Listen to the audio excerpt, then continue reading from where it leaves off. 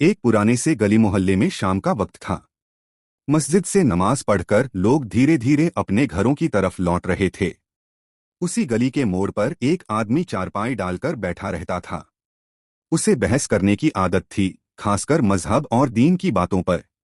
उस दिन जैसे ही मौलाना साहब मस्जिद से लौटते हुए वहां से गुजरे, वह आदमी मुस्कुराया, मगर उसकी मुस्कान में सवाल से ज्यादा चुनौती छुपी थी। वह बोला, मौलाना साहब, एक बात बताइए, क्या सुई के छेद में से ऊंट निकल सकता है? पास खड़े कुछ लोग हंस पड़े। उन्हें लगा यह मजाक है या मौलाना साहब को फंसाने का तरीका। मौलाना साहब ठहर गए। उन्होंने उस आदमी की तरफ देखा। न गुस्सा न हैरानी, बस हल्की सी मुस्कान। उन्होंने कहा, अगर अल्लाह चाहे तो सुई के छेद में से ऊंट ही नहीं, पूरी दुनिया निकल सकती है। वह आदमी तुरंत बोला, ये कैसे हो सकता है? ये तो नामुमकिन है।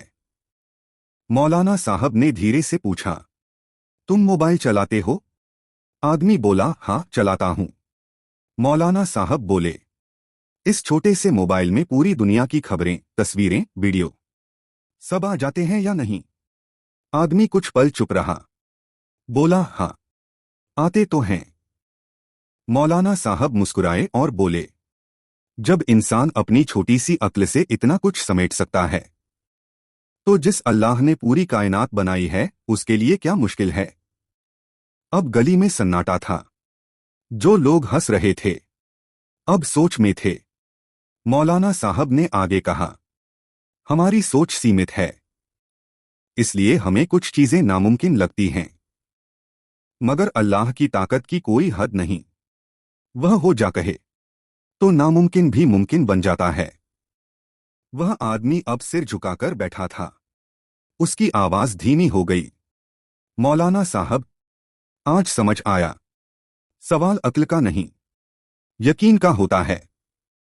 मौलाना साहब ने उसके कंधे पर हाथ रखा और कहा, सवाल करना गलत नहीं, मगर जवाब समझने के लिए दिल खुला होना चाहिए। उस दिन के बाद वह आदमी बहस करने के लिए नहीं, सीखने के लिए बैठा करता था।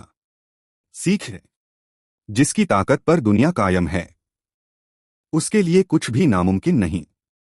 और इंसान की असली समझ उसकी अक्ल से नहीं, उसके यकीन से पहचानी जाती है।